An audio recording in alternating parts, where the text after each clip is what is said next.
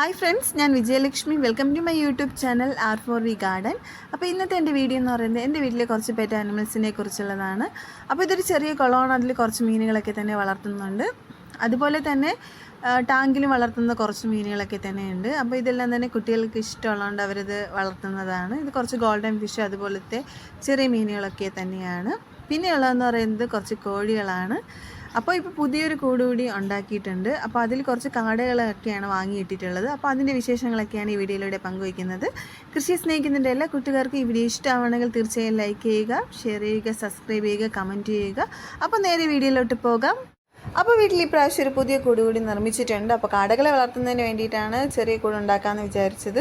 അപ്പോൾ ഉണ്ടാക്കി വന്നപ്പോൾ ഇത് കുറച്ച് വലിയൊരു കൂടായിട്ടാണ് ഉണ്ടാക്കിയിരിക്കുന്നത്. അപ്പോൾ 2 തട്ടായിട്ട് തിരിച്ചിട്ടുണ്ട്. അപ്പോൾ താഴത്തെ തട്ടിൽ കാടയെ വളർത്താനായിട്ട് ഹൈറ്റ് കുറച്ചും മുകളിൽ ഇച്ചിരി ഹൈറ്റുള്ള ആയിട്ടാണ് പാർട്ടീഷൻ ചെയ്തിരിക്കുന്നത്. അപ്പോൾ അതിന് ആവശ്യത്തിനുള്ള പട്ടിയിലൊക്കെ വാങ്ങിച്ച് അതിൻ്റെ ഫ്രെയിം ഉണ്ടാക്കിയിട്ടാണ് ചെയ്തിരിക്കുന്നത്. ഈ കൂടിന് നീളം കൂടുതലാണ്, വീതി വളരെ കുറവാണ്. അപ്പോൾ ഇവിടെ ഉള്ള സ്ഥലത്തിനനുസരിച്ചിട്ടാണ് ഇത് പണിതിരിക്കുന്നത്. പിന്നെ ഈ കൂടിൻ്റെ 3 സൈഡും വന്നിട്ട് നമ്മൾ ഫ്ലൈവുഡ് ഉപയോഗിച്ചാണ് മറച്ചിരിക്കുന്നത്. അപ്പോൾ അതിന് വേണ്ടിയിട്ടുള്ള ഫ്ലൈവുഡ് വീട്ടിലുണ്ടായിരുന്നു. പിന്നെ ഇതിൻ്റെ മേൽക്കൂരയ്ക്ക് ആവശ്യമായിട്ടുള്ള ഓടും ഒരിടത്തു നിന്ന് കിട്ടിയിട്ടുണ്ടായിരുന്നു. ഈ കൂടിൻ്റെ ഫ്രണ്ട് മറയ്ക്കുന്നതിന് ആവശ്യമായിട്ടുള്ള നെറ്റും അതിൻ്റെ സ്ക്രൂവും പട്ടിയിലും ഒക്കെ തന്നെ പുറത്തുനിന്ന് വാങ്ങിയിട്ടതായിട്ട് വന്നിട്ടുള്ളൂ. അപ്പോൾ കൂടിന് 2 തട്ടായിട്ടാണ് തിരിച്ചിരിക്കുന്നത്. താഴത്തെ തട്ട് വന്നിട്ട് ഹൈറ്റ് നല്ലോണം കുറച്ചും മുകൾ ഭാഗം അത്യാവശ്യം വലിയ കോഴികളെ വളർത്തുന്നതിനും കണക്കായിട്ടുള്ളതാണ് ഉണ്ടാക്കിയിരിക്കുന്നത്. അപ്പോൾ ഇതിൻ്റെ തറ വന്നിട്ട് ഉണ്ടാക്കിയിരിക്കുന്നത് നമ്മൾ ഫൈബർ ആക്രിക്കടയിൽ നിന്ന് വാങ്ങാൻ കിട്ടുമായിരുന്നു. അപ്പോൾ അതിൻ്റെ തുണ്ട് പീസുകളെല്ലാം കട്ട് ചെയ്താണ് ഇട്ടേക്കുന്നത്. അതാകുമ്പോൾ അതൊരിക്കലും ചീത്തയാകത്തില്ല. ഫൈബർ ഷീറ്റ് വന്നിട്ട് അങ്ങനെയാണ് ചെയ്തിരിക്കുന്നത്. അപ്പോൾ രാവിലെ ഉണ്ടാക്കി തുടങ്ങി ഏകദേശം രാത്രി ആയപ്പോഴത്തേക്കും ഏകദേശം തീരാറായി ഇതിൻ്റെ പണിയൊക്കെ തന്നെയും. പിന്നെയുള്ളതെന്ന് പറയുന്നത് മേൽക്കൂരയാണ്. അപ്പോൾ അതിൻ്റെ മുകൾ ഭാഗത്തായിട്ട് ഓട് കൂടി അടുക്കിയിട്ടുണ്ട്. അപ്പോൾ ഇതാണ് ആ കൂട്. അപ്പോൾ ഇതിൽ നെറ്റ് എന്ന് പറഞ്ഞാൽ ചെറിയ നെറ്റ് തന്നെയാണ് ഉപയോഗിച്ചിരിക്കുന്നത്. അപ്പോൾ മഴയുള്ളതുകൊണ്ട് ഒന്ന് ഷീറ്റിട്ട് മൂടിയിട്ടുണ്ടായിരുന്നു. അപ്പോൾ ഇതാണ് ആ കൂട് വന്നിട്ട്.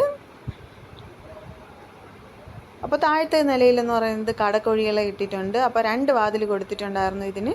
അപ്പോൾ താഴത്തെ കൂട് പാർട്ടീഷൻ ചെയ്തിട്ട് കുറച്ചിലൊന്ന് 2 കോഴികളെയും ബാക്കി പകുതിയിൽ വന്നിട്ട് കാടക്കോഴികളാണ് ഇട്ടേക്കുന്നത്. മുകളിലത്തെ നിലയിൽ വന്നിട്ട് 5 കോഴികളെ ഇട്ടിട്ടുണ്ട്. അപ്പോൾ പുതിയ കൂട്ടിലെ താഴത്തെ നിലയെ പാർട്ടീഷൻ ചെയ്തിട്ട് ഒരു ഭാഗത്തായിട്ട് നമ്മൾ കാടക്കോഴിയാണ് ഇട്ടിരിക്കുന്നത്. ഒരു 25 കാടക്കോഴികളെ വാങ്ങിയിട്ടുണ്ട്. അതിൽ 20 പെടക്കോഴികളെ 5 ചാവക്കോഴികളൊക്കെ ആയിട്ടാണ് വാങ്ങിയിരിക്കുന്നത്. അപ്പോൾ ഈ പെടക്കോഴി തിരിച്ചറിയണമെന്ന് വെച്ചാൽ അതിൻ്റെ ഫ്രണ്ടിൽ വന്നിട്ട് ക്രീം കളറിൽ ചെറിയ പുള്ളികളൊക്കെയാണ് ഉള്ളത്. അപ്പോൾ ചാവക്കോഴിയുടെ വന്നിട്ട് നല്ല തവിട്ട് നിറത്തിലാണ് പുള്ളികളോട് വരുന്നത്. അപ്പോൾ കാണുമ്പോഴത്തേക്കും നമുക്ക് തിരിച്ചറിയാനായിട്ട് സാധിക്കും. ഞാൻ ആദ്യമായിട്ടാണ് ഈ കാടക്കോഴിയെ കാണുന്നത്. നമ്മുടെ വീട്ടിൽ വാങ്ങിയപ്പോഴും മാത്രമാണ് കാണുന്നത്. അപ്പോൾ ഇതെല്ലാം പെട്ടെന്ന് പറന്ന് പോകുമെന്ന് പറയുന്നുണ്ടായിരുന്നു. പക്ഷേ ഇതെല്ലാം വന്നിട്ട് അധികം പറക്കണമൊന്നുമില്ല, അങ്ങനെ തന്നെ നിൽപ്പുണ്ട്. അപ്പോൾ അതിന് വേണ്ടിയിട്ടുള്ള പ്രത്യേക ഫുഡുണ്ട്, കാട ഫുഡുണ്ട്, അതാണ് വാങ്ങി കൊടുത്തിരിക്കുന്നത്. അപ്പോൾ ഇത് 2 മാസം പ്രായമായ കുട്ടികളാണ്. അപ്പോൾ ഇനി 1 മാസം കൂടെ കഴിയുമ്പോൾ ഇതെല്ലാം തന്നെ മുട്ടയിട്ട് തുടങ്ങുമെന്നാണ് പറഞ്ഞിരിക്കുന്നത്. അപ്പോൾ അതിന് വേണ്ടിയിട്ടുള്ള ഒരു ഫുഡ് ഇട്ട് കൊടുക്കാനായിട്ടുള്ള പാത്രം വാങ്ങിയിട്ട് അതിൽ തന്നെ ഫുഡെല്ലാം തന്നെ നിറച്ച് കൊടുത്തിട്ടുണ്ട്. അപ്പോൾ എല്ലാം തന്നെ ഇതുപോലെ നിന്ന് കഴിച്ചു കൊള്ളുന്നതാണ്. അപ്പോൾ എപ്പോഴും കഴിച്ചുകൊണ്ടിരിക്കുക, എപ്പോഴും വെള്ളം കുടിച്ചുകൊണ്ടിരിക്കുക ഇത്. അപ്പോൾ ഈ കാടക്കോഴി വേഗം കിട്ടുമെന്നാണ് വിചാരിച്ചത്. അപ്പോൾ ഒത്തിരി സ്ഥലത്ത് തിരക്കിയതിന് ശേഷമാണ് കിട്ടിയിരിക്കുന്നത്. അപ്പോൾ കുറേ പെറ്റ് ഷോപ്പിലൊക്കെ ചോദിച്ചു. അപ്പോൾ അവിടെ വരുമ്പോഴത്തേക്ക് അറിയിക്കാമെന്ന് പറഞ്ഞു. അങ്ങനെ 1-2 മാസമൊക്കെ വെയിറ്റ് ചെയ്ത ശേഷമാണ് ഇത് കിട്ടിയിരിക്കുന്നത്. അപ്പോൾ ഈ കാട 1 മാസം കൂടി കഴിയുമ്പോഴത്തേക്ക് മുട്ടയിടും എന്ന പ്രതീക്ഷയിലാണ്. അപ്പോൾ അതിൻ്റെ ഫുഡ് മാത്രം തന്നെയാണ് കൊടുക്കുന്നത്, വേറൊരു ഫുഡും കൊടുക്കുന്നില്ല. ഈ കാടക്കോഴി കാണാൻ വളരെ രസമാണ്, ചെറിയ ശബ്ദമൊക്കെ തന്നെ ഇതുണ്ടാക്കും. പിന്നെ ഈ കൂട് നിർമ്മിക്കാനായി ഏകദേശം പണിക്കൂലി എല്ലാം കൂടി ചേർത്തൊരു 7000 രൂപയോളം ചിലവായിട്ടുണ്ട്. അപ്പോൾ ഇതിൻ്റെ മുകളിലത്തെ നിലയിൽ ഇങ്ങനെയാണ് ചെയ്തിരിക്കുന്നത്. അപ്പോൾ അതിനൊരു ബോർഡറൊക്കെ കൊടുത്തിട്ടുണ്ട്, മരപ്പൊടി താഴെ വീഴാണ്ടിരിക്കാനായിട്ട്.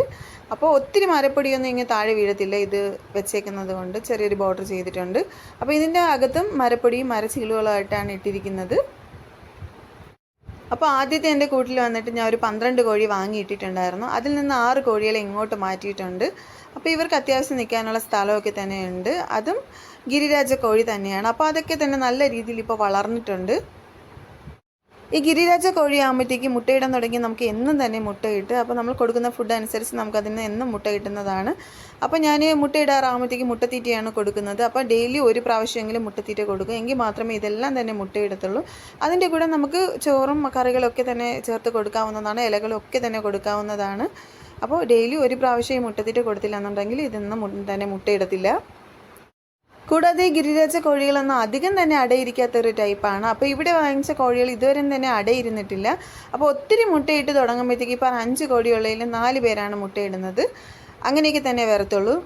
അപ്പോൾ തുടക്കകാലത്തേക്ക് എന്നും തന്നെ എല്ലാ കോഴികളും മുട്ടയിടുമായിരുന്നു. അപ്പോൾ വീട്ടിലെ ആവശ്യത്തിനായിട്ട് കാടക്കോഴി മുട്ടയും കൂടി വേണമെന്ന് തോന്നി. അപ്പോൾ കുറച്ച് വാങ്ങി വളർത്താമെന്നാണ് വിചാരിച്ചത്. അങ്ങനെയാണ് ഈ കോഴികളൊക്കെ തന്നെ ഇട്ടിരിക്കുന്നത്. പിന്നെ ഇതിൻ്റെ കൂട്ടിൽ വെള്ളമൊന്നും വീഴാണ്ടിരിക്കാൻ ഇതിന് വെള്ളം കൊടുക്കുന്നതിന് വേണ്ടിയിട്ട് ഈ ബോട്ടിൽ 1 ലിറ്റർ ബോട്ടിലിൽ ഇതേപോലെ ഒരു കണക്ടർ വാങ്ങിച്ചിട്ട് കണക്ട് ചെയ്തിട്ടുണ്ട്. അപ്പോൾ ഇത് കുടിക്കുന്നതിനനുസരിച്ച് അതിൽ ഫില്ല് ചെയ്തുകൊണ്ടേയിരിക്കും. ഈ കോഴികളൊക്കെ തന്നെ എപ്പോഴും വെള്ളം കുടിച്ചുകൊണ്ടേയിരിക്കും. അപ്പോൾ ഈ കാടക്കോഴിക്ക് ആവശ്യമായിട്ടുള്ള കാട ഫുഡ് വാങ്ങിക്കൊടുക്കുന്നുണ്ട്. അതുപോലെ തന്നെ മരപ്പൊടിയെല്ലാം തന്നെ സെറ്റ് ചെയ്തിട്ടുണ്ട്. അതിനാവശ്യത്തിനുള്ള വെള്ളമൊക്കെ തന്നെ കൊടുക്കുന്നുണ്ട്. അപ്പോൾ ഈ കോഴികളൊക്കെ മുട്ടയിടുമെന്ന് വിചാരിക്കുന്നു. അപ്പോൾ ഇത് ഒത്തിരി സൗണ്ടാണെങ്കിൽ മുട്ടയിടത്തില്ല എന്നൊക്കെയാണ് പറയുന്നത്. എനിക്കറിയത്തില്ല. അപ്പോൾ ഇനി ഇത് മുട്ടയിട്ട് തുടങ്ങിയാലേ അറിയാവൂ എത്ര എണ്ണം മുട്ടയിടുക എന്നൊക്കെ. അപ്പോൾ എന്താണെന്ന് അറിയത്തില്ല. ഇതിനെക്കുറിച്ച് കൂടുതൽ കാര്യങ്ങളൊന്നും എനിക്കറിയത്തില്ല. ആദ്യമായിട്ടാണ് വളർത്തുന്നത്. എന്തായാലും ഈ കൊച്ചു കോഴിയെ കാണാനായിട്ട് വളരെയധികം രസമാണ്. അപ്പോൾ കുറച്ച് നേരമൊക്കെ ഇതിൻ്റെ ഫ്രണ്ട് ഇരുന്ന് അതിനെ നോക്കണമൊക്കെ എനിക്ക് ഭയങ്കര ഇഷ്ടമാണ്. അപ്പോൾ ഇത് കുളിക്കാനൊക്കെ തുടങ്ങിയിട്ടുണ്ട്.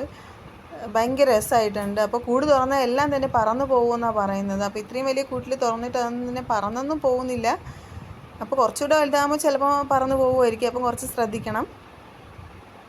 അപ്പോൾ കൂട്ടിൽ വെള്ളം തീരുന്നതിനനുസരിച്ച് നമുക്ക് ബോട്ടിൽ നിറച്ചു കൊടുത്താൽ മാത്രം മതി. അതുപോലെ തന്നെ ഈ ഫുഡ് തീരുമ്പോൾ അതിൽ നിറച്ചു കൊടുത്താൽ മതി. അപ്പോൾ കൂട് തുറക്കുമ്പോൾ ഒന്ന് ശ്രദ്ധയോടുകൂടി തുറന്ന് നമുക്കത് കൊടുത്താൽ മാത്രം മതി.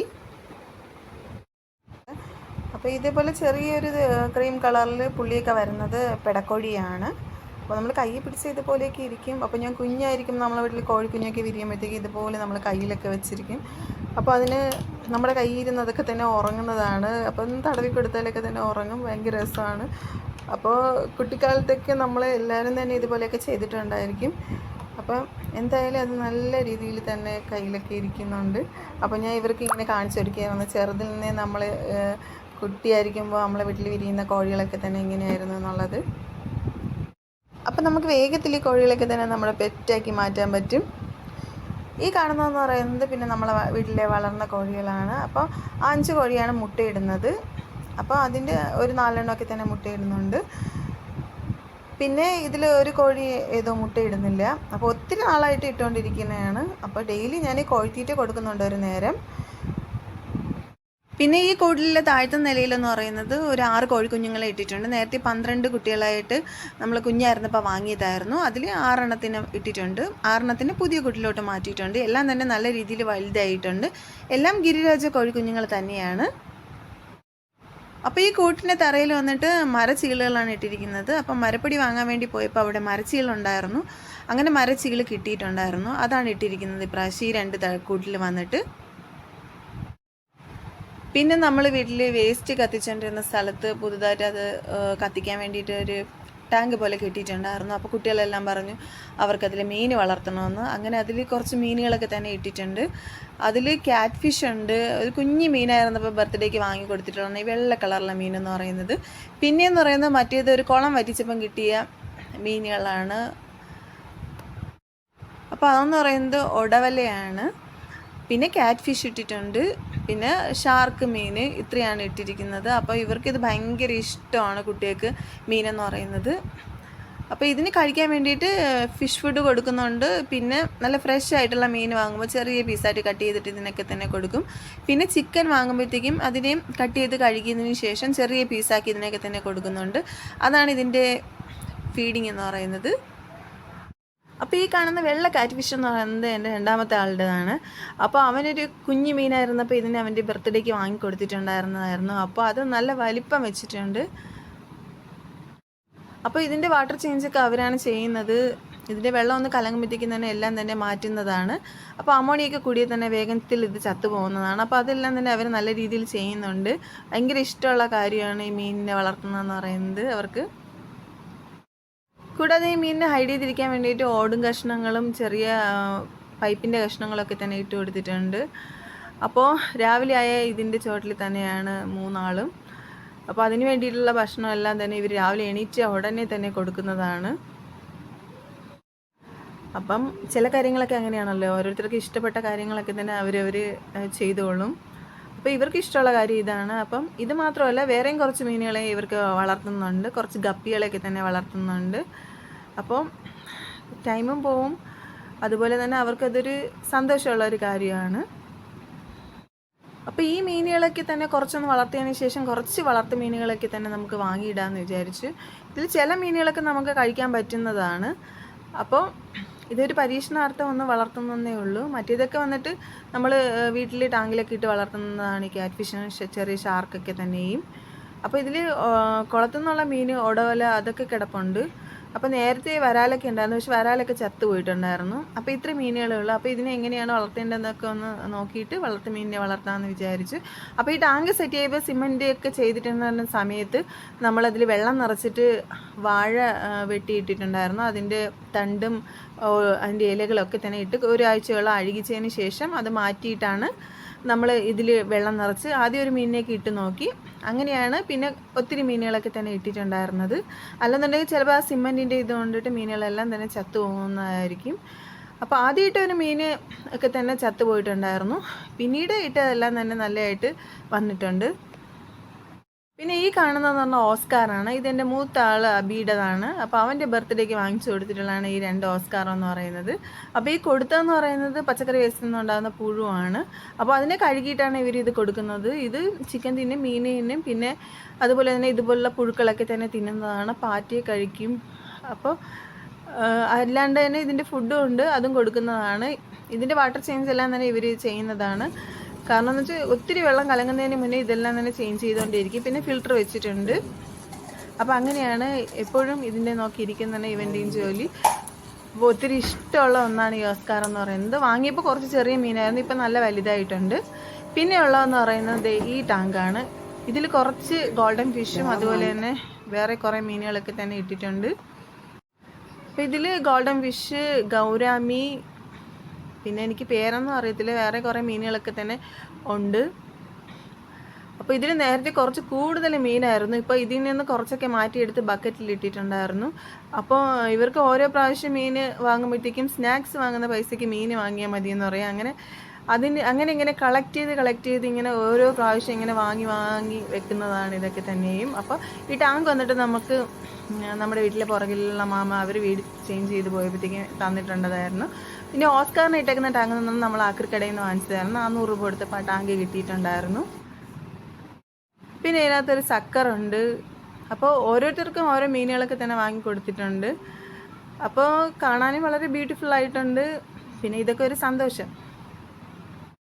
അപ്പോൾ വീട്ടിൻ്റെ മുറ്റത്തായിട്ടൊരു ഗപ്പി ടാങ്കും കൂടെ വെച്ചിട്ടുണ്ട്. അത് എൻ്റെ മാമ ഗിഫ്റ്റ് ചെയ്തതാണ്. അപ്പോൾ അതിൽ നിറച്ച് ഗപ്പി കുഞ്ഞുങ്ങളെ തന്നെ ഇട്ടിട്ടുണ്ട്. അപ്പോൾ സാധാ ഗപ്പികളെ അല്ലാണ്ടുള്ള ഗപ്പികളെയൊക്കെ തന്നെ ഇട്ടിട്ടുള്ള കാണാൻ വളരെ രസമാണ്.